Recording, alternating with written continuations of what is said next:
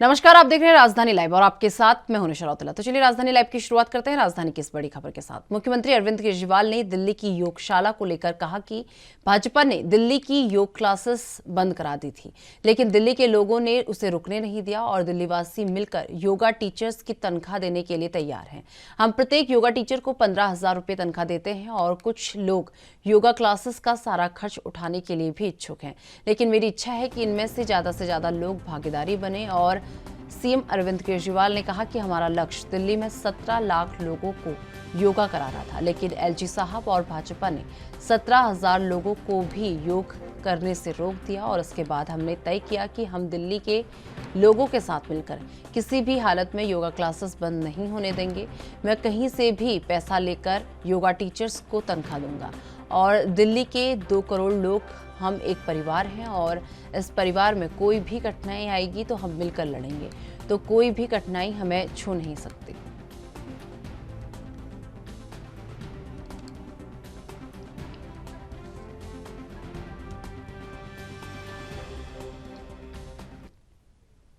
इस खबर पर अधिक जानकारी के साथ दिल्ली से हमारे संवाददाता राजीव तिवारी हमारे साथ जुड़ चुके हैं। राजीव, कल एक प्रेस कॉन्फ्रेंस को संबोधित करते हुए सीएम अरविंद केजरीवाल ने योगा क्लासेस को लेकर बात रखी, एक बार पूरी जानकारी। देखिए, यहाँ पर बात करें जिस तरीके से दिल्ली सरकार की और दिल्ली के मुख्यमंत्री की अरविंद केजरीवाल की, तो उन्होंने कल प्रेस के वार्ता के माध्यम से सीधे सीधे कहीं ना कहीं भाजपा के ऊपर दोबारा से हमला बोला और यहाँ तक कि ये भी कहा कि जो योगा क्लास जो चलाई जाती थी उसको बंद कराने के लिए भाजपा ने कोशिश की। और यहाँ तक कि जिस तरीके से भाजपा टीचर कह सकते हैं, भाजपा के द्वारा जो योगा टीचर है उनकी तनख्वाह नहीं दी जा रही है, जिसकी वजह से वो जो दिल्ली के युवा है या फिर कहें जो लोग हैं जो योगा करते थे वो कहीं ना कहीं अब परेशान है। और योगा का जो टीचरों की जो सैलरी थी वो जनता भी देना चाहती है और कहीं ना कहीं अपने आप को वो स्वस्थ रखना चाहते हैं। मगर यहाँ पर बात करें अरविंद केजरीवाल की, तो अरविंद केजरीवाल ने बिल्कुल स्पष्ट कर दिया है कि दिल्ली की जनता के लिए वो कुछ भी करने के लिए तैयार है। और यहाँ तक कि जो योगा टीचर है उनकी तनख्वाह भी आम आदमी पार्टी यानी दिल्ली सरकार वो देने के लिए तैयार है, चाहे उसके लिए किसी भी तरीके से उनको मैनेज करना पड़े। पर यहाँ पर जिस तरीके से दिल्ली के लोगों के लिए स्वस्थ रहने के लिए योगा टीचरों को रखा गया था, कोरोना काल के अंदर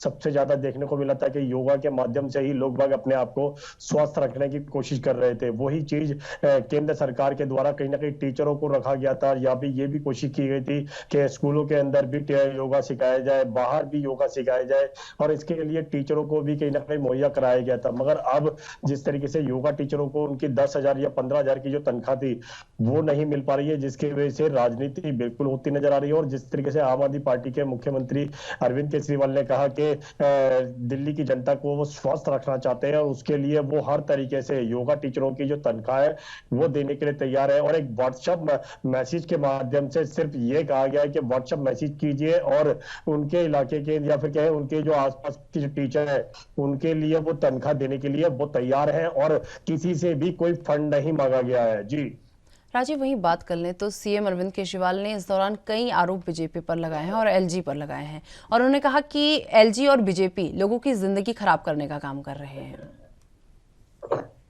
देखिए, यहाँ पर बात करें अरविंद केजरीवाल की, अरविंद केजरीवाल के द्वारा ये भी जरूर कहा गया है कि भाजपा जो है वो दिल्ली सरकार को काम नहीं करने देती है, उपराज्यपाल जो है उनकी फाइलों को रोक देते हैं, इस तरीके के तमाम जो आरोप है वो लगाए गए। और यहाँ तक कि अब दिल्ली के अंदर जिस तरीके से पहले योगा टीचरों को तनख्वाह दी जाती थी लगभग 15,000 रुपए करीब, वो तनख्वाह जो है वो अब काफी समय से योगा टीचरों को नहीं मिल रही है, जिसकी वजह से योगा टीचर जो है वो अब कहीं ना कहीं नाराज होते हुए नजर आता है। मगर यहाँ पर बात करें जो लोग योगा करना इंटरेस्टेड थे या फिर कहीं योगा के माध्यम से अपने आप को स्वस्थ रखते थे वो कहीं ना कहीं अब योगा टीचरों से कहीं ना कहीं दूरी बनती नजर आ रही है, क्योंकि योगा टीचर जो है वो कहीं ना कहीं उनको तनख्वाह नहीं मिल रही है, जिसकी वजह से वो योगा नहीं सिखा पा रहे हैं। और दिल्ली की जनता चाहती है कि उनको योगा के माध्यम से स्वस्थ रखा जाए। मगर यहाँ पर दिल्ली सरकार जिस तरीके से कोशिश कर रही है और दिल्ली सरकार के द्वारा यह भी कहा जा रहा है कि वो योगा टीचरों को जो तनख्वाह है यानी कि 10,000 या 15,000 की वो देने के लिए तैयार है और उसके लिए कोई भी कदम उठा सकते हैं। मगर यहाँ पर जिस तरीके से भाजपा के द्वारा, आम आदमी पार्टी के द्वारा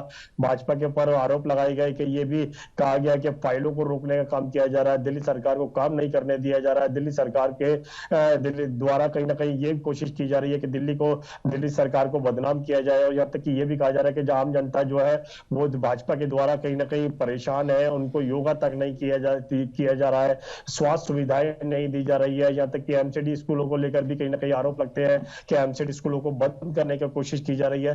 तमाम आरोप जो है वो आम आदमी पार्टी की तरफ से भाजपा के ऊपर लगाए जा रहे हैं। जी राजीव, वहीं बात कर लें तो सीएम का ये भी कहना है कि योगा क्लासेस बंद होने से लोगों में काफी गुस्सा जो है इस वक्त दिखाई दे रहा है।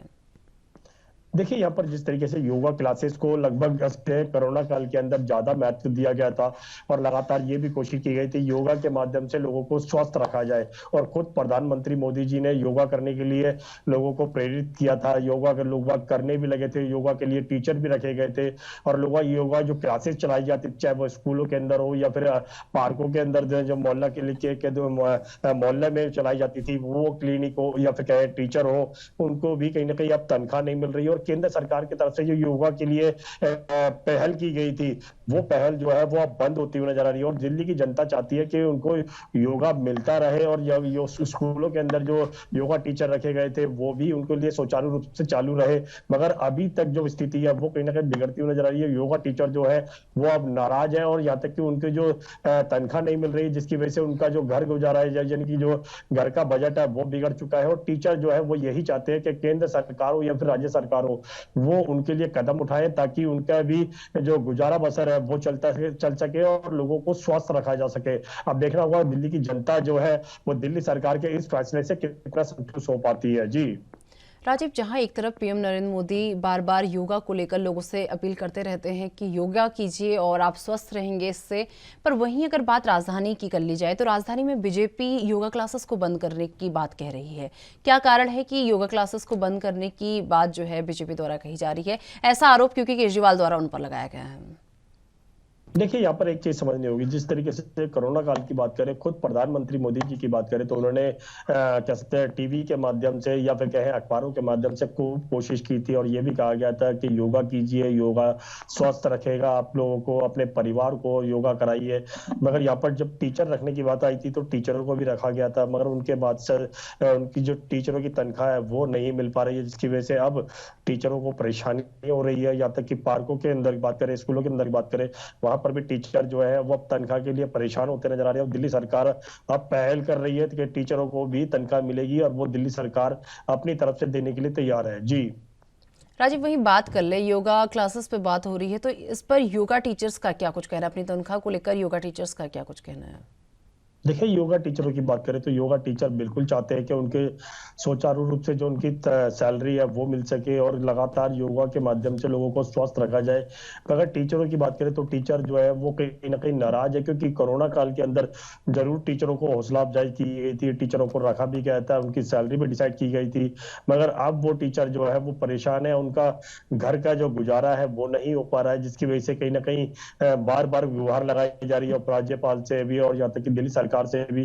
तो दिल्ली सरकार जिस तरीके से पहल कर रही है, और उसके लिए कहा भी जा रहा है कि टीचरों की जो तनख्वाह है वो देने के लिए तैयार है, मगर यहाँ पर केंद्र सरकार के द्वारा भी कहीं ना कहीं जो योगा टीचर रखे गए थे उनको भी सैलरी नहीं मिल पा रही है, जिसकी वजह से योगा टीचरों की परेशानियां खड़ी होती नजर आ रही है। मगर अब केंद्र सरकार को भी पहल करनी चाहिए ताकि योगा टीचरों के बारे में भी सोचा जा सके। जी वहीं बात अगर लोगों की कर ली जाए, क्योंकि अरविंद केजरीवाल ने ये कहा कि जो कुछ लोग हैं जो ये कह रहे हैं कि हम जो योगा टीचर्स हैं उनका भी खर्च यानी उनकी भी जो तनख्वाह है उसे देने के लिए तैयार है, ऐसा लोगों का कहना है। ये बात जो है सीएम अरविंद केजरीवाल द्वारा अपने प्रेस कॉन्फ्रेंस में की गई है। देखिए, यहाँ पर बात करें लोगों के लिए स्वस्थ रखने के लिए जो योगा टीचर थे उनकी तनख्वाह नहीं मिल पा रही है, जिसकी वजह से वो परेशान है। दूसरा, यहाँ पर जिस तरीके से अरविंद केजरीवाल की बात करें तो उन्होंने भी स्पष्ट कर दिया कि एक व्हाट्सएप मैसेज दिया गया है जिसके माध्यम से सिर्फ आपको मैसेज देना है, ना कि उसमें पैसे देने हैं। सिर्फ जनता भी चाहती है कि वो पैसे देकर भी कहीं ना कहीं अपने आप को स्वस्थ रख सके, क्योंकि जब अस्पतालों के अंदर जाते हैं दवाइयों के द्वारा भी यही कोशिश की जाती है कि वो अपने आप को स्वस्थ रख सके। मगर यहाँ पर योगा के माध्यम से अगर लोग अपने आप को स्वस्थ रख पाते हैं तो उसके लिए वो पैसे भी खर्च करने के लिए तैयार है।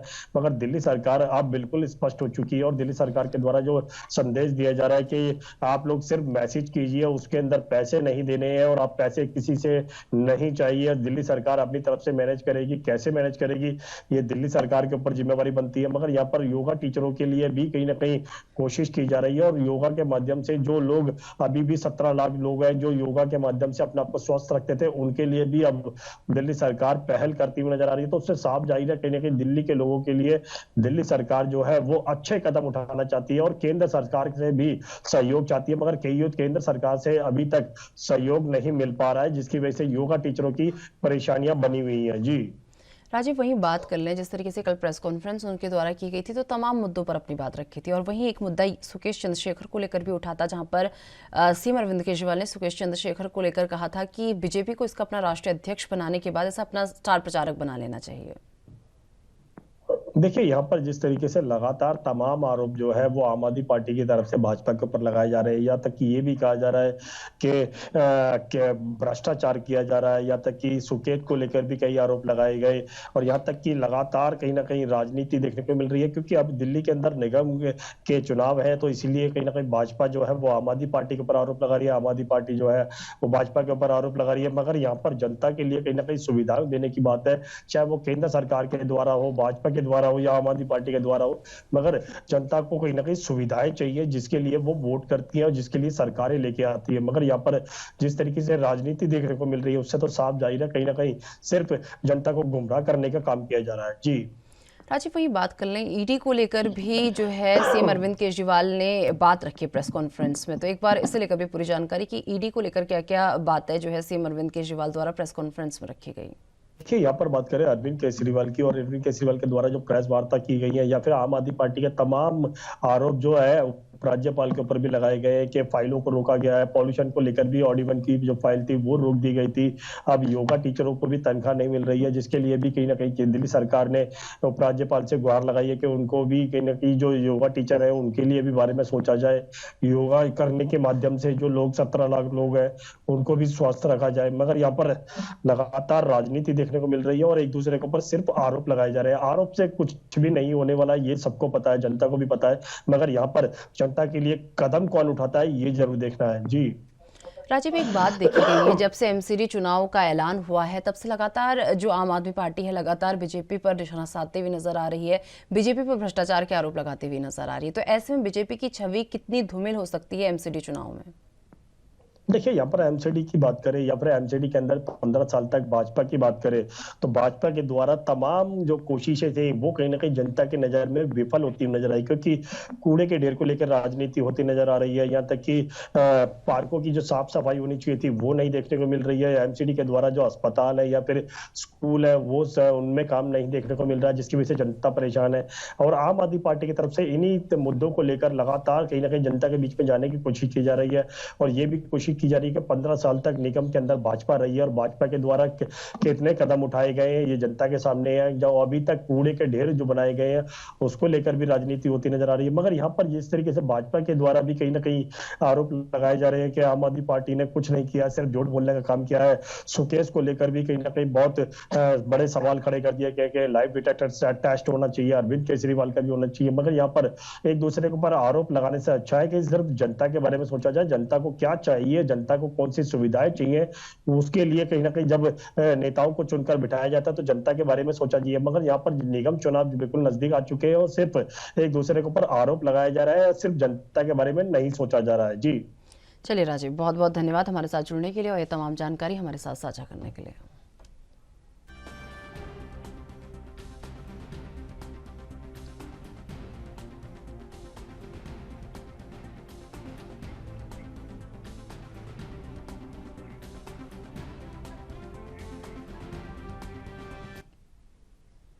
तो चलिए इस वक्त की बड़ी और अहम जानकारी से आपको रूबरू कराते। इस वक्त की बड़ी और अहम जानकारी जम्मू कश्मीर से सामने आ रही है, जहां पर आपको बता दें कि जम्मू कश्मीर के अनंतनाग में आतंकी हमला हुआ है। इस वक्त की बड़ी और अहम जानकारी, आतंकी हमले की खबर, 2 गैर स्थानीय मजदूर घायल हो गए हैं। तो इस आतंकी हमले में 2 गैर स्थानीय मजदूर जो हैं बुरी तरीके से घायल हो चुके हैं। तो ये बड़ी और अहम जानकारी जम्मू कश्मीर से।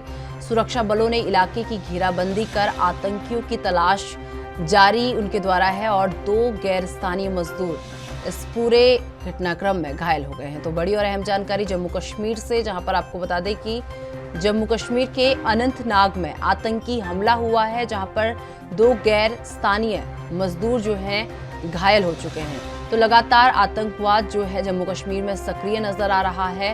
हालांकि सुरक्षा बल भी उन्हें मुंहतोड़ जवाब देते हुए नजर आ रहे हैं, लेकिन बड़ी और अहम जानकारी जो इस वक्त सामने आ रही है, जहां पर आपको बता दें कि सुरक्षा बलों और आतंकियों के बीच मुठभेड़ हुई है, जिसमें 2 गैर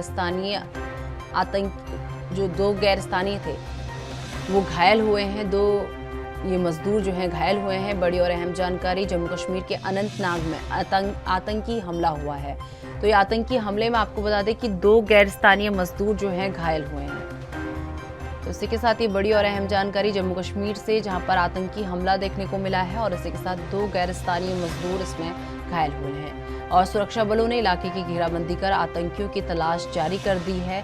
लगातार सुरक्षा बल आतंकियों की तलाश में जुटी हुई है और अपनी जांच पड़ताल को और तेज कर दिया है। तो लगातार जम्मू कश्मीर में आतंकवादी जो है काफी सक्रिय नजर आ रहे हैं। उसी पर आपको बता दें कि अनंतनाग में आतंकी हमला हुआ है, जहां पर 2 गैर स्थानीय मजदूर घायल हुए हैं।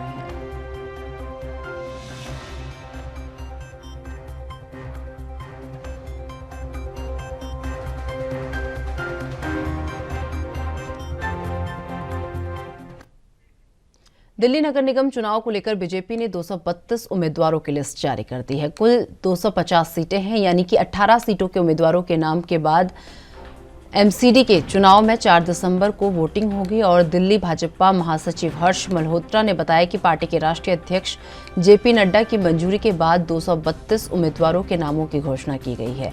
दिल्ली निगम चुनाव को लेकर बीजेपी पूरी ताकत के साथ मैदान में उतरने जा रही है और शनिवार को बीजेपी ने उम्मीदवारों की पहली लिस्ट जारी कर दी है। जिन 232 उम्मीदवारों के नाम सामने आए हैं, उनमें 9 पूर्व मेयर, 52 पूर्व पार्षद, 3 डॉक्टर और 4 जिलाध्यक्ष शामिल हैं।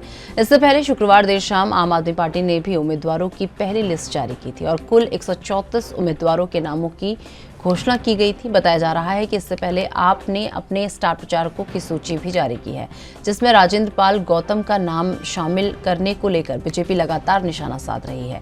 कहा जा रहा है कि पहली लिस्ट में आपने जमीन पर काम करने वाले समर्पित पुराने कार्यकर्ताओं को टिकट दिया है और 90% ऐसे नाम शामिल हैं जो पार्टी में कई वर्षों से ग्राउंड लेवल पर काम कर रहे हैं। पार्टी की तरफ से बताया गया कि टिकट देने से पहले सभी उम्मीदवारों का सर्वेक्षण किया गया और उम्मीदवारों की पसंद पर स्थानीय लोगों से फीडबैक लिया गया। और दिल्ली में 7 नवंबर से नामांकन शुरू हो गए हैं। 14 नवंबर को नामांकन की आखिरी तारीख है और नामांकन पत्र को 16 नवंबर तक स्क्रूटनी होगी और नामांकन पत्र वापस लेने की आखिरी तारीख आपको बता दें 19 नवंबर होगी। दिल्ली में विधानसभा की 70 सीटें हैं, लेकिन 2 सीटों पर चुनाव नहीं होंगे। ऐसे में 68 विधानसभा सीटों पर होंगे और इसमें 250 वोट हैं।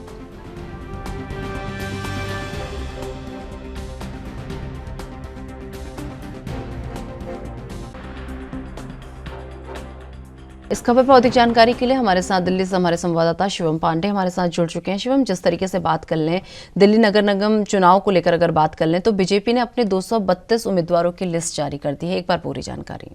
जी बिल्कुल, मैं आपको बताना चाहता हूँ कि बीजेपी ने 232 उम्मीदवारों की लिस्ट जारी कर दी गई है, क्योंकि अभी 18 सीटों पर उम्मीदवार बीजेपी के बचे हुए, जो कि 4 तारीख को बीजेपी वोटिंग होगी और 7 दिसंबर को नतीजे आएंगे। इसको लेकर 250 सीटें टोटल एमसीडी चुनाव में है, जिसमें से अनुसूचित जाति की 42 सीटों पर आरक्षित की गई और 50% महिलाओं की सीट है। क्योंकि इस नगर निगम चुनाव को लेकर बीजेपी ने अपनी पूरी ताकत तो यह कि बीजेपी की पहली लिस्ट जारी हो चुकी है, जिसमें से 9 डॉक्टर, 52 पूर्व और 9 पूर्व मेयर, 3 डॉक्टर और 4 जिला अध्यक्ष इस नाम में शामिल है। जी निष्ठा जी। शिवम, वही बात कर लें, एमसीडी चुनाव को लेकर क्या क्या तैयारियां जो है चुनाव आयोग द्वारा कर ली गई हैं, एक बार इसे लेकर भी पूरी जानकारी। जी बिल्कुल, मैं आपको ये भी बता देना चाहता हूँ कि 7 तारीख से नामांकन शुरू हो गया है, 14 तारीख इसका आखिरी डेट है। उसके बाद फिर और चुनाव आयोग पूरी तरीके से अपनी तैयारी कर ली, क्योंकि अब देखा जाए कहीं ना कहीं धरातल पे जो चुनाव आयोग ने पूरी तरीके से तैयारी कर ली थी कि चुनाव इस बार अच्छे से और किया जाए। जी शिवम वही बात कर लें बीजेपी की, अगर बात कर लें, क्योंकि आम आदमी पार्टी बहुत कड़ा कंपटीशन यहाँ पर एमसीडी चुनाव में बीजेपी को देती हुई नजर आ रही है। ऐसे में बात अगर बीजेपी की कर लें तो बीजेपी कितने दमखम के साथ चुनावी मैदान में उतरती हुई नजर आ रही है? जी बिल्कुल, आपने सही कहा कि बीजेपी लगातार 15 साल से सत्ता में बनी हुई है। इस बार बीजेपी फिर अपने पूरे दमखम से, क्योंकि उनको जो जमीनी चेहरे, पुराने चेहरे को सामने लाने की कोशिश की है।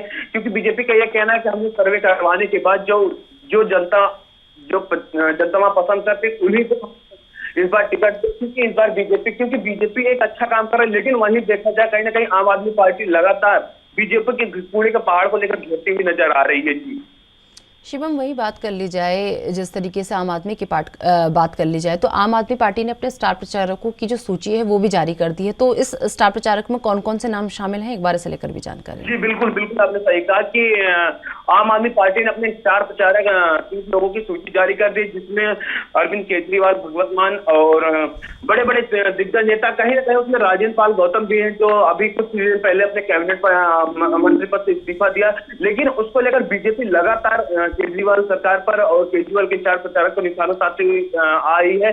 क्योंकि उनका बीजेपी का यह कहना है कि जो भगवान श्री राम और कृष्ण को नहीं मानते उनको भी स्टार प्रचारक की लिस्ट में जारी किया, क्योंकि दिल्ली की जनता ये सब कुछ देख रही है। और ऐसा बीजेपी आम आदमी पार्टी को नहीं करना चाहिए, क्योंकि दिल्ली की जनता जो राम और कृष्ण को ना मारे, बहुत माने, ये दिल्ली की जनता के लिए धरातल पर लगता, क्योंकि दिल्ली की जनता के लिए सिर्फ बीजेपी काम करते हैं। क्योंकि मोदी सरकार और नड्डा जी के नेतृत्व में एक अच्छी सरकार चली, अभी तक 15 साल से दिल्ली के अंदर एक अच्छी सरकार है। जी शिवम, अगर बात कर ली जाए मुद्दों की, जिस तरीके से एमसीडी चुनाव होने हैं, तो वो कौन से बड़े बड़े मुद्दे होंगे बीजेपी और आम आदमी पार्टी के, जिन्हें लेकर ये दोनों पार्टियां चुनावी मैदान में आ रही हैं?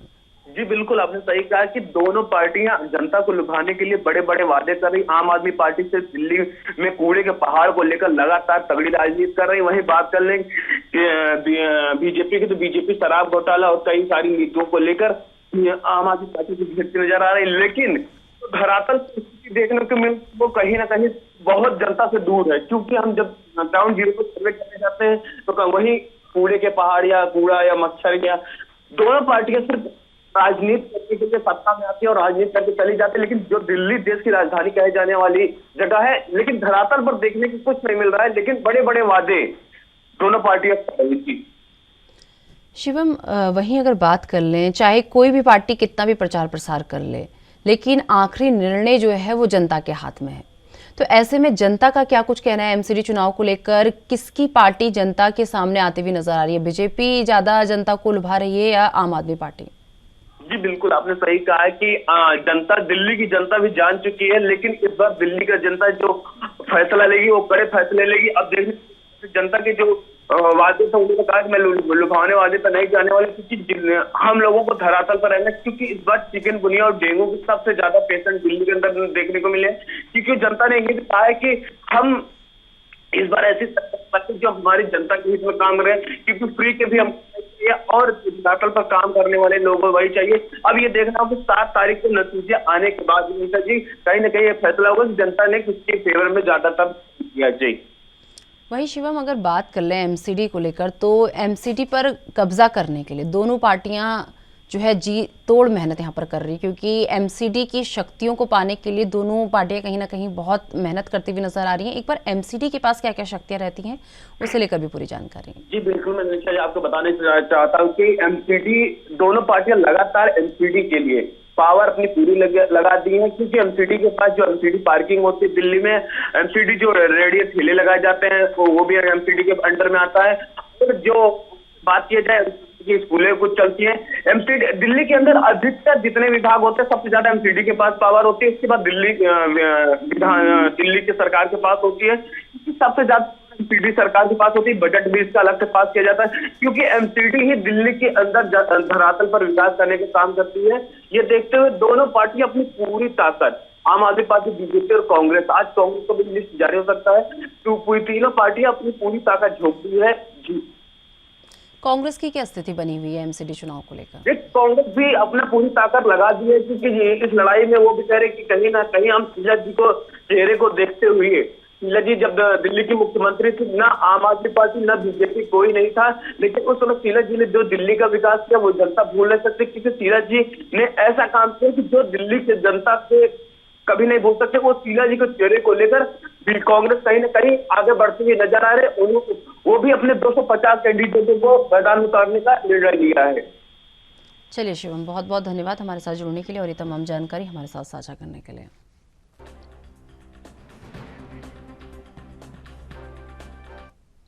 पंजाब और हरियाणा हाईकोर्ट के जज और पंजाब राज्य कानून सेवा प्राधिकरण के कार्यकारी अध्यक्ष जस्टिस तेजिंदर सिंह ढींडसा के दूरदर्शी नेतृत्व अधीन कल राज्य भर में फिजिकल और ऑनलाइन ढंग से राष्ट्रीय लोक अदालत लगाई गई और इस लोक अदालत में लोक अदालत के कुल 445 बेंचों में अलग अलग लगभग 2,35,534 केसों की सुनवाई के लिए उन्हें पेश किया गया और उस दौरान विवाह संबंधी झगड़ों, जायदाद संबंधित झगड़ों, चेक बाउंस केस और मजदूरी संबंधित मामले, क्रिमिनल, इन तमाम तरह के रिपोर्ट्स जो हैं उसमें सम्मिलित किए गए और ये काफ़ी लंबे समय से लटके हुए मामले थे जिन पर कल सुनवाई की गई। इसके अलावा पक्षों की सहमति के साथ अलग अलग अवार्ड पास किए गए। लीगल सर्विस अथॉरिटी एक्ट 1987 के उपलब्धों के अनुसार अदालती फीस रिफंड करने का हुक्म जो है दिया गया। इस मौके पर मेंबर सचिव पंजाब राज्य कानूनी सेवा अथॉरिटी अरुण गुप्ता ने विशेष तौर पर जुडिशियल कोर्ट कॉम्प्लेक्स रोपड़ और केंद्रीय जेल रोपड़ का दौरा किया और मुकदमे बाजों को अपने मामलों का लोक अदालत के द्वारा निपटारा करने की अपील की। जरूरतमंद व्यक्तियों, खास तौर पर दबे कुचले वर्गों को किसी भी किस्म की कानूनी सहायता मुफ्त प्राप्त करने के लिए टोल फ्री नंबर 1968 संबंधित भी जो है उन्हें जागरूक किया गया और अदालतों के परिसर में जिले और ताकुला स्तर पर स्थापित फ्रंट दफ्तर मुकदमेबाजों को मुफ्त और प्रभावशाली कानून सहायता प्राप्त करने संबंधित मार्गदर्शन प्रदान करने के लिए कार्यशील है। इस मौके पर अतिरिक्त मेंबर सचिव स्मृति धीर ने भी लोक अदालतों के फायदों के बारे में मुकदमेबाजों को जागरूक करने के लिए जुडिशियल कोर्ट कॉम्प्लेक्स संगरूर का दौरा किया।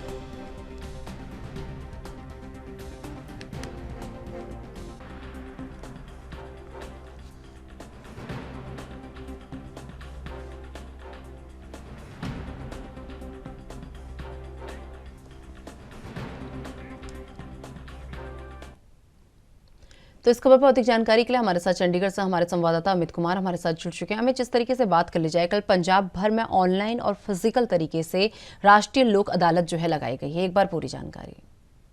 हाँ जी बिल्कुल, देखिए कल पूरे पंजाब में एक साथ अगर हम कहें कि लगभग 2.5 लाख केसेस का निपटारा किया गया। 445 बेंचेस लगेगी थी पूरे पंजाब में, जहाँ पे लोगों ने अपनी जो हम कह सकते हैं कई छोटे छोटे केसेस और कई बड़े केसेस को भी आपसी सहमति से खत्म कर लिया था। हम आमतौर पे देखते हैं कि कोर्ट में किसी झगड़े को लेकर केस पहुंच जाता है और वो केस सालों साल चलता रहता है, जिसका हल बहुत छोटा होता है, पर क्योंकि लोग आप सहमति नहीं बनती तो केस कई सालों तक चलता है, तो जो मुकदमा है वो खींचता जाता है। इससे किसी पक्ष को फायदा नहीं होता। तो जो लोक अदालत लगते हैं ये वही होती है, ये लोक अदालत जितने भी ऐसे छोटे छोटे केसेस है या फिर उनके जिन केसेस को आपसी सहमति खत्म किया जा सकता है उन सब के लिए होती है। यहाँ पे जो भी व्यक्ति अगर आपने और जिसके खिलाफ आपने केस किया, अगर आपकी आपसी सहमति बन जाती है तो आप लोग अदालत में जाके इस केस का निपटारा करा सकते हैं। और इसी चीज को लेकर हम कह सकते हैं कि अवेयरनेस भी बढ़ाई जा रही है, तो जितनी ज्यादा अवेयरनेस बढ़ेगी उतने ज्यादा लोग आएंगे। उसका सीधा एग्जाम्पल आप देख सकते हैं कि लगभग 2.5 लाख केसेस का निपटारा कल एक दिन में एक साथ हो सका। इसमें कई केसेस, इसमें हम कह सकते हैं कि दहेज के केसेस भी इसमें शामिल थे, चाहे हम कह सकते हैं कि लड़ाई के, चेक बाउंसेस के, क्रिमिनल प्रोसीडिंग के, तो उन सब मतलब कह सकते हैं कि सिर्फ छोटे मोटे केसेस नहीं, बड़े केसेस को भी यहाँ पे सॉर्ट आउट किया गया है सभी पार्टी से मिलकर। तो इसमें सबसे ज्यादा जरूरत पंजाब सरकार को भी लोगों को अवेयर कराने के लिए, तो उसके लिए बाकायदा लोगों को अवेयर भी कराया जा रहा है, साथ साथ कोशिश भी की जा रही है कि जितने ज्यादा लोग अवेयर होंगे और उनके जितने भी केसेस इस तरीके से सॉल्व हो सकते हैं लोक अदालत के जरिए, उसे सॉल्व किया जा सकता है। क्योंकि जो एक्चुअल कोर्ट प्रोसीडिंग्स है वहां के ऊपर जो बर्डन है केस हिस्ट्रीज का, कि बहुत सारे केसेस हैं, वो कम हो सके, और अगर वो केस का बर्डन कम होगा तो कोर्ट भी और अच्छे तरीके से काम कर सकेगी। जी हमें जिस तरीके से आपने जानकारी दी कि 2.5 लाख जो है केसेस कल जो है उन पर सुनवाई की गई, तो इसमें सबसे ज्यादा केस किस चीज से संबंधित थे? और देखिए अगर हम सीधे तौर पे करें तो सबसे ज्यादा केसेस में या तो आपसी झगड़े को लेकर या चेक बाउंस और मनी रिलेटेड केसेस थे, या फिर हम कहें कंपाउंड क्रिमिनल केसेस। ये वो केसेस थे जो सबसे ज्यादा क्वांटिटी में देखने मिले, क्योंकि कई चीजें हो जाती है लोगों के कई छोटी छोटी चीजों में, चाहे अपनी दीवार को लेकर झगड़ा रहता है, गाड़ियों को लेकर झगड़ा रहता है, पार्किंग को लेकर झगड़ा हो जाता है। जी हाँ, ऐसे केसेस आए हैं कोर्ट में कि बकायदा पार्किंग को लेकर भी झगड़े हुए हैं। तो इन सभी चीजों का हम कह सकते हैं कि सबसे ज्यादा झगड़ा एक हम कह सकते हैं कि हाई प्रायोरिटी में रहा। दूसरी तरफ हम कह सकते हैं कि ये चेक बाउंसेस के केसेस काफी ज्यादा सामने आते हैं कि किसी को पेमेंट दी थी, उसमें चेक बाउंस हो गया, तो उस पर केस हो जाते हैं। तो वो दूसरे हम कह सकते हैं सबसे ज्यादा क्वांटिटी में, तो ये दो केसेस हैं जो सबसे ज्यादा सामने आए हैं।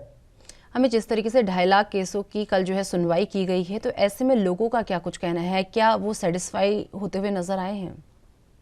देखिए, 2.5 लाख केसेस सुनवाई हुई है, जिसमें से ज्यादातर हम कह सकते हैं कि अभी एक हम क्या फास्ट ट्रैक हियरिंग की तरह देखा जाता है। इसमें हम कह सकते हैं कि काफी ज्यादा लोग जो झगड़े के केस में फंसे हुए थे, तो देखिए दोनों पार्टी कोर्ट में फंस जाती है। एक बार केस लग जाता है, दोनों पार्टियों को प्रेजेंट होना पड़ता है बारी बारी से अपना अपना पक्ष रखने के लिए। और अगर डेट्स की हियरिंग लंबी हो जाती है, कई बार साल 2 साल की हियरिंग पड़ती है, एक हियरिंग अगले साल है तो अगली हियरिंग अगले साल भी पड़ सकती है। तो इस चीज को देखते हुए कई बार बहुत लंबे लंबे केसेस हो जाते हैं, तो लोग बहुत ज्यादा खुश हैं कि जिनका अभी अगर हम कहेंगे जो लोग अदालत में उनका केस का निपटारा हो गया, तो लोग इस बात से खुश है कि हमें अब और लटकना नहीं पड़ेगा। तो सिमिलरली एक बार केस की हियरिंग होती है तो उसका वर्डिक्ट कई बार होता है कि सिर्फ वर्डिक्ट सुनने के लिए अगले बार आना पड़ता है, या फिर हम कहें कि एक पहलू एक पार्टी ने आज इस बार रखा है तो अगला पार्टी अगली बार रखेगा, क्योंकि अगली बहुत डेट बहुत समय बाद है। तो लोग काफी ज्यादा खुश है कि हमारा निपटारा यहाँ पे हो गया है। तो चाहते हैं कि ऐसी लोक अदालत और लगे, ताकि और भी जितने भी छोटे छोटे केसेस है वो समय से पहले कोर्ट से बाहर ही सेटल हो जाए। हमें तो वही बात कर लीजिए, मामलों की सुनवाई करने वाले वकीलों का इस पर क्या कुछ कहना है? देखिए, लॉयर्स उनका पक्ष सीधे स्टैंडर्ड है। वो कहते हैं कि हमें तो कोई दिक्कत नहीं है, अगर कोर्ट के बाहर सेटलमेंट जैसे लोक अदालत में लोग आएंगे तो हमारे लिए अच्छा है, क्योंकि कोर्ट में प्रेशर कम होगा, और कोर्ट में अगर प्रेशर कम होगा तो जो बाकी के सिवियर केसेस है जिसमें इन डेप्थ रिसर्च करने की जरूरत है, इन डेप्थ बहस करने की जरूरत है, उनको ज्यादा समय मिलेगा। पर प्रेशर इतना ज्यादा है कोर्ट के ऊपर, तो कई बार ना चाहते हुए भी समय कम करना पड़ता है। तो इन चीजों को देखते हुए उनका कहना है कि अगर ऐसी लोक अदालत और लगती रहेंगी, ऐसे केसेस इसी तरीके से केसेस का निपटारा समय से होता रहेगा, तो उनके लिए जो उनकी कोर्ट पे जो प्रेशर है वो कम हो जाएगा, उससे वो जहां पर ज्यादा फोकस देने की जरूरत है वो उधर फोकस कर पाएंगे। अमित, क्या इस बात की कोई जानकारी मिल पाई है, जिस तरीके से कल जो है फिजिकल और ऑनलाइन तरीके से लोक अदालत का आयोजन किया गया था, तो आगे भी इस तरीके की जो है लोक अदालत जो है लगाई जा सके, इस तरीके की कोई जानकारी सामने आई हो? देखिए, लोक अदालत लगती रहेंगी, जैसे एक रूटीन प्रोसेस है। लोक अदालत हम कह सकते हैं कि एक नया इनिशिएटिव नहीं है। लोक अदालत के बारे में लोग अवेयर नहीं है, हम ये कह सकते हैं कि जितना ज्यादा लोगों को अवेयर होने की जरूरत है उतना नहीं है। हर बार कोशिश की जाती है प्रशासन तरफ से कि हर महीने में एक लोक अदालत लगाई जा सके। तो अब यही देखना होगा कि अगली कब लगाई जाती है, क्योंकि कहीं ना कहीं इस बात को हम कह सकते हैं डिस्कशन हो रही है कि लोक अदालत की डेट्स बढ़ाई जाए, तो वीकली बेसिस पे इन्हें किया जाए, पर अभी तक उसके ऊपर कोई सहमति नहीं बनी है। पर अगर वीकली बेसिस पे लगनी शुरू हो जाएंगी तो हम कह सकते हैं कि कोर्ट के लिए जो केस का प्रेशर है वो जरूर कम हो जाएगा। अमित, जिस तरीके से बात अभी आपने की कि लोग अवेयर नहीं है सब चीज़ के लिए, तो अवेयरनेस फैलाने के लिए क्या क्या काम जो है किए जा रहे हैं कि लोग इस चीज़ के लिए अवेयर हो कि लोक अदालत नाम की भी कोई चीज़ लगती है जहां पर केसों की जो है सुनवाई हो जाती है, और जिससे कहीं ना कहीं कोर्ट का जो है काफ़ी टाइम भी बचता है और जो है समय बचता है, और साथ में कई चीज़ों की सुविधा जो है कोर्ट को हो जाती है। तो ऐसे में जागरूक करने की अगर बात की जाए तो क्या क्या काम जो है सरकार द्वारा किया जा रहा है ताकि लोगों को इसके बारे में पता चल सके? देखिए, बेसिकली सीधे तौर पे कह सकते हैं कि लोगों को इसके बारे में पता नहीं है, क्योंकि देखिए दो पहलू होते हैं। जो लोक अदालत होती है कि फ्री होती है, कोई भी यहाँ पे अपना मैटर सॉल्व कराने आता है तो एक फ्री सेवा है जो कोर्ट की तरफ से वकील की तरफ से दी जाती है, इसलिए लोगों को ज्यादातर अवेयरनेस नहीं है। तो देखिए, जब यहाँ पर एक टाइम फाउंडेशन थोड़ी आ जाती है कि एक ही दिन की बात होती है, तो उसमें कहीं ना कहीं लोग अवेयर नहीं, और उसको अवेयर करने के लिए अब कोर्ट अपनी तरफ से बकायदा नोटिस लगा रहे हैं, जानकारी दे रहे हैं, टोल फ्री नंबर भी जारी किया गया है, एक लीगल हेल्प नंबर भी जारी किया गया उनकी तरफ से, जिसमें वो लोगों को बोलते हैं कि अगर आपको कोई लीगल हेल्प चाहिए वो बिना किसी कॉस्ट के, तो आप इस नंबर पे कॉल कर सकते हैं। अगर आपने अपने मैटर को फास्ट ट्रैक तरीके से जल्दी तुरंत सॉल्व करना है तो आप यहाँ पर हमारे साथ लोक अदालत में आके इसको सॉल्व करा सकते हैं। तो कई चीजें, पर समय के साथ ही इसकी अवेयरनेस बढ़ाई जाती है। देखिए, अपनी तरफ से हम कह सकते हैं कि टीवीज में ऐड दी जा रही है, लोगों को अवेयर किया जा रहा है, छोटे छोटे नुक्कड़ नाटक हो रहे हैं, पर इसकी अवेयरनेस हम कह सकते हैं कि समय के साथ ही हो पाएगी, क्योंकि काफी ज्यादा लोग नॉर्मल कोर्ट के आदी हो चुके हैं। चलिए अमित, बहुत बहुत धन्यवाद हमारे साथ जुड़ने के लिए और ये तमाम जानकारी हमारे साथ साझा करने के लिए।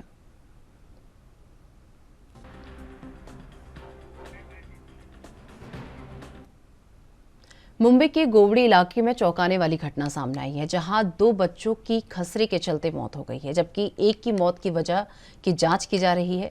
बीएमसी के मुताबिक जिन बच्चों की मौत हुई है उनको खसरे का टीका नहीं लगा था। गोवंडी में हुए बच्चों की मौत और लगातार बढ़ते खसरे के मामलों को देखते हुए बीएमसी भी सतर्क हो गई है और जरूरी कदम उठाने शुरू कर दिए गए हैं। बीएमसी के मुताबिक गोवंडी के रफी नगर इलाके में हुई 3 बच्चों की मौत के मामले में 2 बच्चों को बुखार के साथ साथ खसरे के भी जो है सिम्टम्स उसमें मिले हैं और जबकि एक बच्चे की रिपोर्ट आनी अभी बाकी है। बीएमसी की जांच में ये भी सामने आया है कि जिन 2 बच्चों की मौत खसरे से हुई है, जिन्हें खसरे का टीका भी नहीं लगा था और बीएमसी की टीम ने उनके घर टीका लगाने के लिए वो गई थी, लेकिन परिवार ने टीका लगाने से मना कर दिया। बीएमसी के मुताबिक बच्चे को खसरे का पहला टीका 9 महीना पूरा होने और दूसरा टीका 16 महीना पूरे होने के बाद लगता है और लेकिन इन बच्चों के परिवार ने एक भी टीका नहीं लगवाया था। बीएमसी हेल्थ अधिकारी के मुताबिक पिछले 2 महीने में सिर्फ गोवंडी इलाके में खसरे के 29 मामले सामने आए हैं, जबकि पूरी मुंबई में अब तक 80 मामले रिपोर्ट हो चुके हैं। इनमें से ज्यादातर मामले मुंबई के झोपड़पट्टी वाले इलाकों से सामने आए हैं और इनमें से गोवंडी के रफी नगर का इलाका सबसे ज्यादा प्रभावित बताया जा रहा है। मुंबई में लगातार बढ़ते मामलों को देखते हुए बीएमसी ने जरूरी कदम उठाने शुरू कर दिए हैं। मुंबई के अलग अलग इलाकों में कैंप लगाकर टीका और माइक के जरिए लोगों को घूम घूम कर जागरूक किया जा रहा है।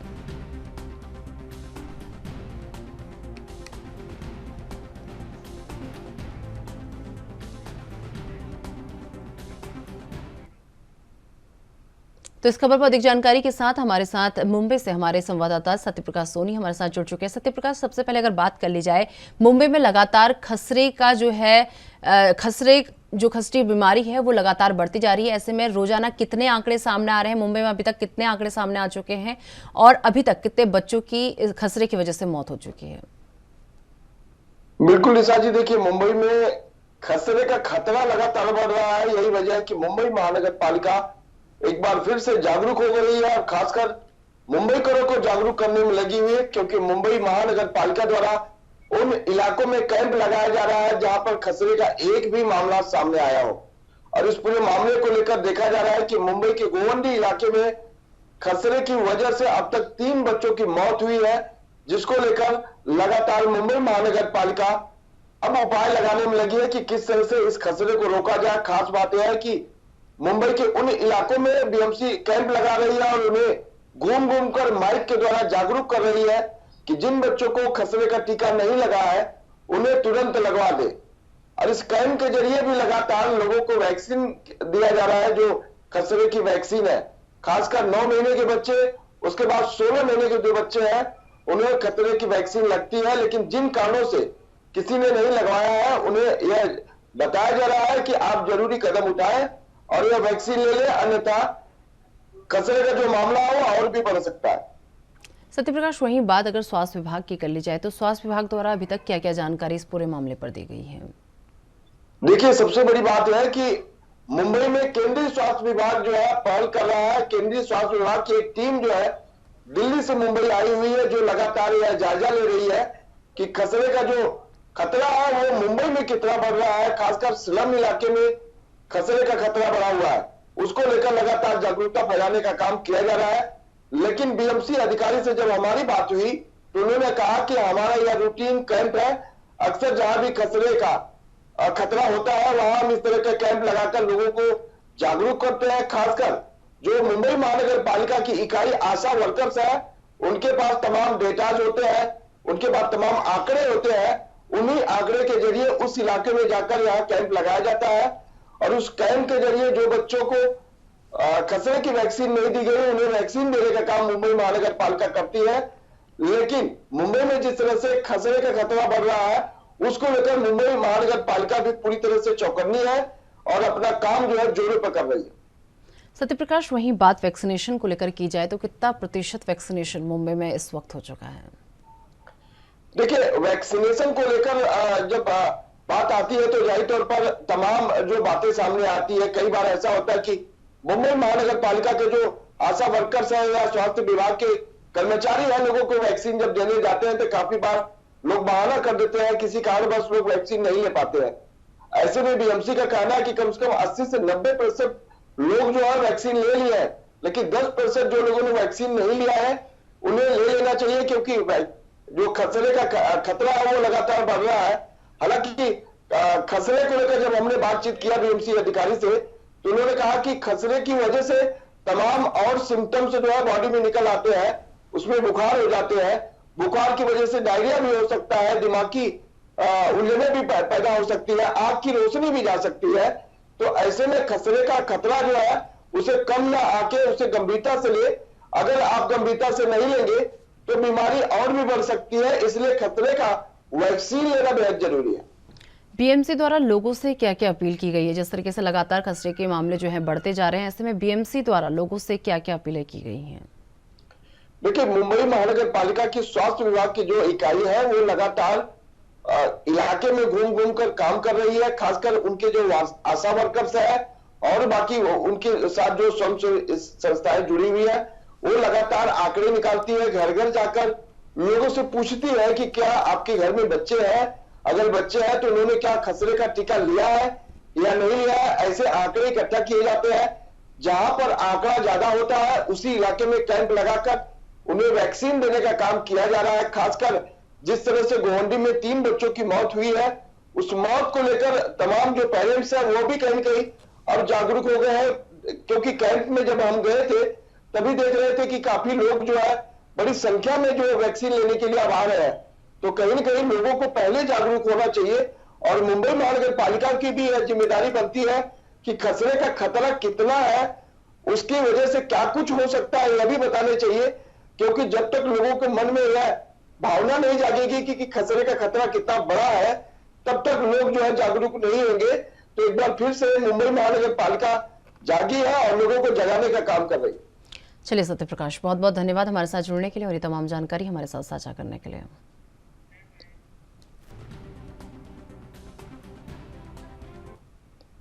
पीपुल्स डेमोक्रेटिक पार्टी के अध्यक्ष और पूर्व मुख्यमंत्री महबूबा मुफ्ती भाजपा पर कश्मीरी हिंदुओं की पीड़ा का राजनीतिक शोषण करने का आरोप लगाते हुए उन्होंने कहा कि आज चुनाव आयोग एक निष्पक्ष संवैधानिक संस्था कम और भाजपा का संगठन ज्यादा नजर आता है और ये वही करता है जो भाजपा चाहती है। दक्षिण कश्मीर के खिरम अनंतनाग में पत्रकारों से बातचीत करते हुए महबूबा मुफ्ती ने कहा कि वो भी एक दौर था जब अन्य मुल्कों में हमारे भारतीय चुनाव आयोग को चुनावों को निष्पक्ष और स्वतंत्र रूप से संपन्न कराने के लिए उसके विशेषज्ञ राय लेने के लिए उन्हें बुलाया जाता था, मगर अब ऐसा नहीं है। भाजपा ने चुनाव आयोग की विश्वसनीयता और स्वायत्तता को भी पूरी तरह से नुकसान पहुंचाया है। भारतीय जनता पार्टी ने एक बार नहीं कई बार कानून का उल्लंघन किया है, लेकिन चुनाव आयोग ने एक बार भी इसके खिलाफ कोई कार्रवाई नहीं की है। हिमाचल प्रदेश में चुनाव प्रचार अभियान के दौरान भाजपा नेताओं ने कई बार सांप्रदायिक घृणा फैलाने की बात कही है, बयानबाजी की है, मुसलमानों को खुलेआम धमकाया गया है, लेकिन चुनाव आयोग पूरी तरह से मूर्ख दर्शक बना हुआ है और विधानसभा चुनाव की संभावना संबंधित सवाल के जवाब में उन्होंने कहा कि ये मुझसे क्यों पूछते हो, हम तो काफ़ी दिनों से चुनाव कराने की बात की मांग कर रहे हैं, लेकिन जम्मू कश्मीर में चुनाव का ऐलान तभी होगा जब बीजेपी चाहेगी। भाजपा की मर्जी के बिना चुनाव आयोग यहां चुनाव का ऐलान नहीं करेगा।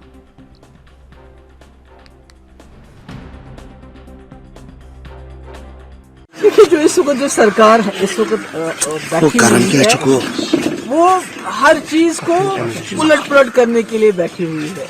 अभी जो हमारे कश्मीरी पंडित पिछले कितने महीनों से वो जम्मू में दर बदर और खार हो रहे हैं, वो ये कह रहे हैं कि जब तक कश्मीर में हालात ठीक हो जाए तब तक हमें आप जम्मू में लोकेट कर लीजिए। कभी उनकी तनख्वाह बंद करते हैं, कभी उनका राशन बंद करते हैं। सिर्फ उनका जो दर्द है उसको इस्तेमाल करती है बीजेपी वोट बटोरने के लिए।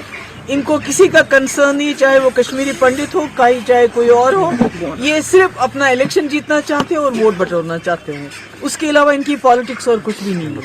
मैडम, और उसके लिए क्या पार्टी पीडीपी तो इलेक्शन कमीशन ही उसका फैसला कर सकता है, मैं कोई फैसला कर सकती हूँ उसका? क्या कहूँ, मैंने बोला ये तो इलेक्शन कमीशन का काम है, उससे ज्यादा ये बीजेपी का काम है, क्योंकि इलेक्शन कमीशन जो है बीजेपी की वो एक ब्रांच बन गई है, उसका एक हाथ बन गई है। क्योंकि अगर आपने देखा जो हिमाचल प्रदेश में जिस तरह से मजहब के नाम पे जो बीजेपी की लीडरशिप प्रचार करती है, प्रोपेगेंडा करती है, और इलेक्शन कमीशन तमाशा देख रहा है, मुसलमानों को खुलेआम धमकियां दी जाती है मुल्क के अंदर, इलेक्शन कमीशन बिल्कुल खामोश है।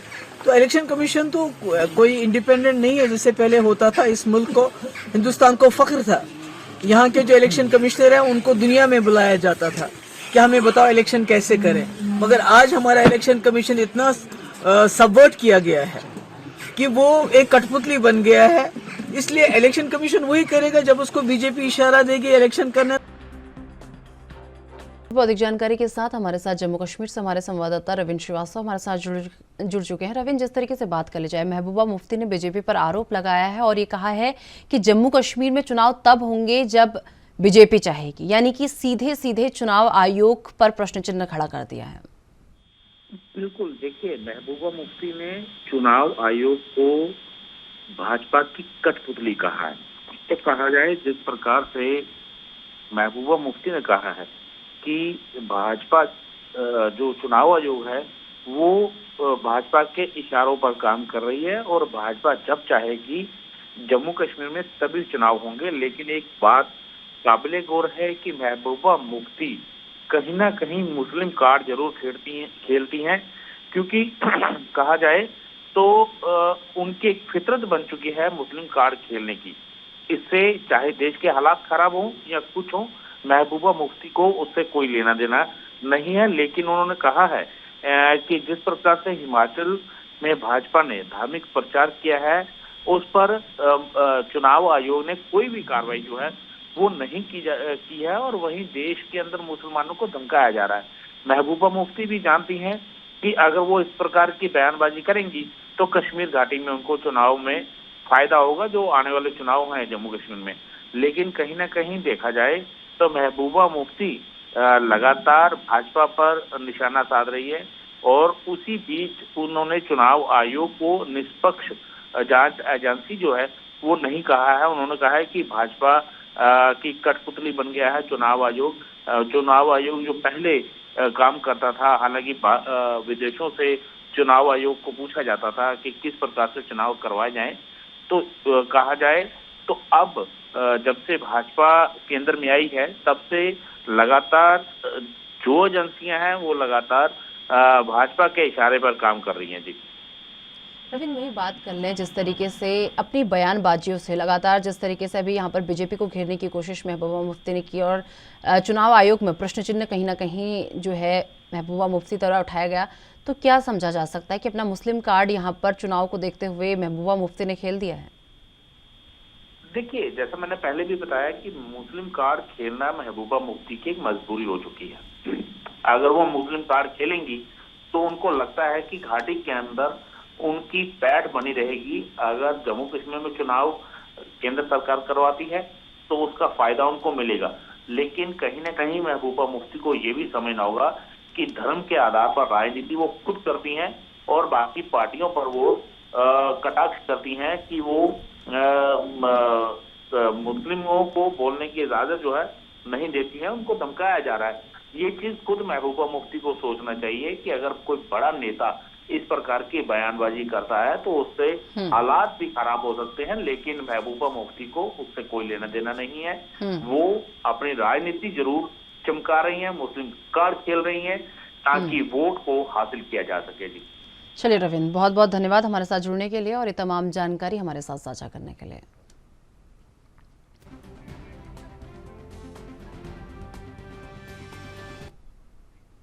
भारत के प्रथम प्रधानमंत्री पंडित जवाहरलाल नेहरू की जयंती 14 नवंबर को बाल दिवस के रूप में मनाई जाएगी। आपको बता दें कि मुख्यमंत्री भूपेश बघेल राजधानी रायपुर के साइंस कॉलेज परिसर स्थित दीनदयाल उपाध्याय ऑडिटोरियम में सुबह 11:30 बजे बाल दिवस समारोह का शुभारंभ करेंगे। कार्यक्रम की अध्यक्षता स्कूल शिक्षा मंत्री डॉक्टर प्रेमसाय सिंह टेकाम करेंगे और संसदीय सचिव द्वारिकाधीश यादव और विकास उपाध्याय, महापौर नगरपालिका निगम रायपुर एजाज डेबर, विधायक सत्यनारायण शर्मा और कुलदीप जुनेजा विशिष्ट अतिथि के रूप में शामिल होंगे। प्रबंधन संचालक समग्र शिक्षा नरेंद्र कुमार दुग्गा ने बताया कि बाल दिवस समारोह का संचालन स्कूल बच्चों द्वारा जो है किया जाएगा। बस्तर और सरगुजा क्षेत्र के बच्चे अपनी कला का प्रदर्शन करेंगे। कार्यक्रम में विभिन्न गतिविधियों में अग्रणीय रहने वाले बच्चों का सम्मान किया जाएगा और इस अवसर पर स्कूल शिक्षा विभाग की गतिविधियों से संबंधित प्रदर्शनियां भी लगाई जाएंगी।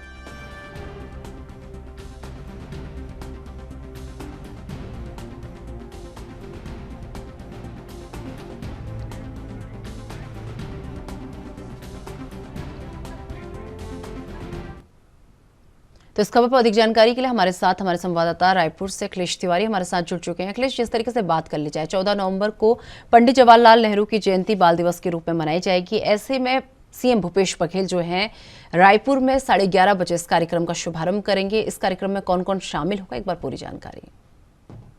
देखिए, कल 14 नवंबर है और पूर्व प्रधानमंत्री पंडित जवाहरलाल नेहरू जो चाचा नेहरू बच्चों के लिए होते हैं, और निश्चित तौर पे ये जो 14 नवंबर है उनके जयंती को लेकर के बाल दिवस के रूप में मनाया जाता है। इसी कड़ी में छत्तीसगढ़ में कल 14 नवंबर है और ऑडिटोरियम दीनदयाल उपाध्याय ऑडिटोरियम और इसके अलावा साइंस मैदान में एक बड़ा प्रदर्शनी भी किया गया है, जिसमें मुख्य अतिथि के रूप में मुख्यमंत्री भूपेश बघेल को बुलाया गया है। निश्चित तौर पे इसमें विशिष्ट अतिथि के रूप में प्रेमसाय सिंह टेकाम जो शिक्षा मंत्री है, इसके अलावा जो नेता है, विधायक हैं, वो तमाम तरह के उपस्थित भी रहेंगे। इसके अलावा जो बच्चे हैं, बाल दिवस के रूप में जो अग्रणी रहे हैं शिक्षा के क्षेत्र में हो या कला के क्षेत्र में हो या फिर कई संगीत के क्षेत्र में हो, इनके बाकायदा इनको स्वागत सत्कार किया जाएगा और इनको प्रमाण पत्र, एक प्रशस्ति पत्र भी दिया जाएगा। इसके साथ साथ जो प्रदर्शनी लगी है उसको मुख्यमंत्री भूपेश बघेल स्वयं देखेंगे और इसके साथ साथ लोगों को प्रोत्साहित करेंगे कि यहाँ आए। एक बड़ा प्रदर्शनी के तौर पे किया जा रहा है। खास तौर से ये नजर आ रहा है कि जिस तरीके से पहले की अगर बात की जाए, पंडित जवाहरलाल नेहरू को चाचा नेहरू करके बुलाते थे, उसी तरीके से छत्तीसगढ़ में बच्चों के प्रिय मुख्यमंत्री भूपेश बघेल को चाचा यानी कि काका कह करके, छत्तीसगढ़ी में काका जिसको बोलते हैं, इससे संबोधित करते हैं। काफी उत्साहजनक रहता है और इसके साथ साथ जो प्रदर्शनी लगी है वो आकर्षण का केंद्र बनते जा रहा है। पहले भी रिपोर्ट दिखाए हैं कि किस तरीके से प्रदर्शनी लगी हुई है, लेकिन ये जो प्रदर्शनी है लोगों को आकर्षण करने का सबसे केंद्र बिंदु माना जा रहा है। बच्चों की जो कला है वो उभर करके सामने आ रहा है। तो निश्चित तौर पर मुख्यमंत्री भूपेश बघेल भी इसी कड़ी में जुड़ने के लिए तैयार हैं और कल निश्चित तौर पे आ रहे हैं और लोगों को प्रशस्ति पत्र इसके साथ साथ प्रोत्साहित भी करेंगे। जी अखिलेश, वहीं बात कर ली जाए प्रबंधक संचालक नरेंद्र कुमार की, तो नरेंद्र कुमार दुग्गा द्वारा इस कार्यक्रम को लेकर क्या क्या जानकारी दी गई है? देखिए, जो सचिव है नरेंद्र कुमार दुग्गा जी, उनके द्वारा कई ऐसी जानकारी दी गई है। जो प्रशस्ति पत्र की बात की जाए, चाहे 104 स्कूल की जो प्रदर्शनी लगी है उसकी जानकारी दी गई है। साथ ही साथ कई ऐसी जो जानकारी है जो बच्चों के लिए खासा प्रोत्साहित करती है, क्योंकि जो बच्चे हैं अलग अलग क्षेत्र के, चाहे स्वामी आत्मानंद स्कूल की बात की जाए जो शिक्षा के क्षेत्र में अलग बिगुल करके रखे, क्योंकि छत्तीसगढ़ की जो शिक्षा व्यवस्था खास तौर से ऐसे क्षेत्र में जहां नक्सल का गढ़ माना जाता था, बस्तर, कांकेर, दंतेवाड़ा जैसे स्थानों से बच्चे निकल करके सामने आ रहे हैं और अपनी कलाकृति को प्रदर्शित कर रहे हैं राजधानी रायपुर में, तो एक बड़ी उपलब्धि भी है। इसके अलावा कई ऐसे मैदानी क्षेत्र हैं जहां स्वामी आत्मानंद स्कूल के जो बच्चे हैं जो प्रदर्शनी लगाए हुए हैं और अपनी कलाकृति और पढ़ाई के क्षेत्र में, जैसे बाइक के माध्यम से ही अंदर जाने में शिक्षकों को सबसे ज्यादा परेशानी होती है, वहां तक शिक्षा व्यवस्था किस तरीके से पहुंचाई जाए, ऐसी तमाम व्यवस्थाओं को लेकर के प्रदर्शनी की गई है। ऐसी व्यवस्थाओं को लेकर के नरेंद्र दुग्गा जी का कहना है कि जिस तरीके से जो प्रदर्शनी खासतौर से बिहार नक्सल क्षेत्र में जहां आदिवासी निवास करते हैं उस क्षेत्र में शिक्षा किस तरीके से पहुंचाया जा रहा है, ऐसे तमाम विषयों को लेकर के जो प्रदर्शनी की गई है वो आकर्षण का केंद्र बना हुआ है।